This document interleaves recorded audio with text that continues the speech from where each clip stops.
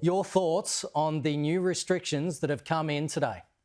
Yeah, thanks, Kenny. Look, tough day for many people in Sydney, particularly those that work in the construction sector, the building sector, tradies, and of course those three LGAs, local government areas in southwestern Sydney. Obviously, we're concerned about them. We need clear messages today, some resolve from the rest of the community, and hope we will get through this. It's going to be a very difficult period, but it's a tough time for Sydney and one that we want to get through as quickly as possible. A lot of the criticism of the government so far has been, why didn't they go harder earlier? What's your take on that, about going harder earlier with restrictions? Well, clearly, based on the fact that we haven't been able to stop the spread of the disease as it spreads through particularly southwestern Sydney and other parts of this big city, means that the restrictions that were in place haven't worked. Now, that's necessitated a change. Now, we support that. It's the health advice from the Chief Health Officer, Kerry Chan, is that's what's needed to keep this lockdown as short as possible. We would support it. And it also means that, in retrospect, the decisions that were made previously haven't had the desired impact as far as disease transmission is concerned. So, look, now's not the time for finger pointing. We need the message to get out to the rest of Sydney. These restrictions are in place. Let's follow the rules and let's make sure the light at the end of the tunnel is as quick as possible. We're not finger pointing, but the Premier is saying that there is a lag of 5 days with the data from when the cases are kind of, discovered.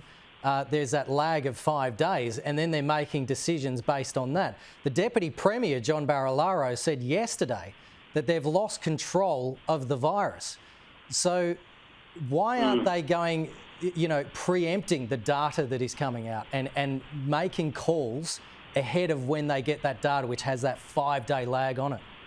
Yeah, Kenny, it's difficult for us to divine that because the information from the health department isn't provided to the opposition or to you in the media. We have to take it on face value that the Premier is making these decisions in concert with the Chief Health Officer, that it's the latest health advice that's being provided by those professionals. And we've come to expect, in fact, obviously it's been repeatedly asserted that these decisions by the government are based on the latest health advice. I accept that oftentimes they're finely balanced decisions. This one will be a tough one for Sydney to take. It's probably required so that we can get through this terrible period in as short a period as possible.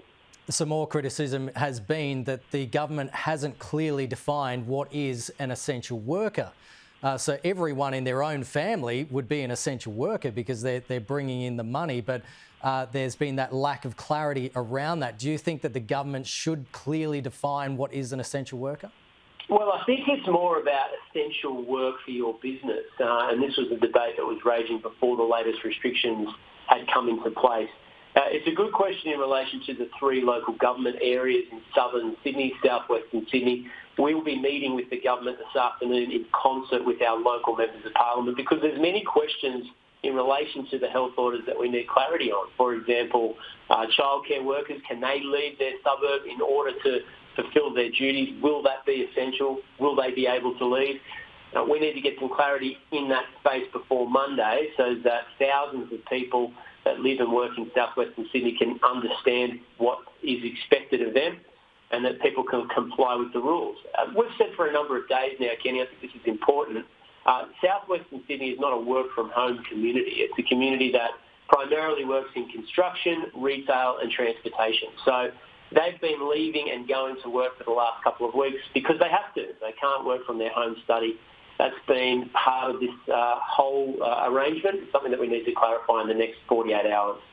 Since you've taken the Labor leadership, in particular around the pandemic, you've chosen to take a more cooperative, bipartisan approach with the government with the pandemic. But there's a lot of people out there in the state that are unhappy with the current government and how they're managing this. What do you say to the people that might be disappointed that there's not a really strong opposition to the government right now?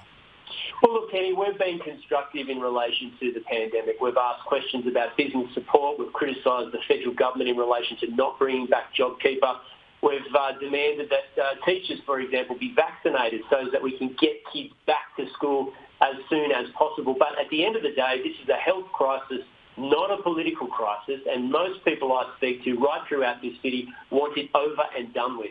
There will be time for questions in relation to the decisions that were made, the chronology of events, but that will take place as part of a parliamentary inquiry. Right now, for the millions of people that live in Australia's biggest city, we want this over with as soon as possible. I've got a role to play in that just as much as everybody else does.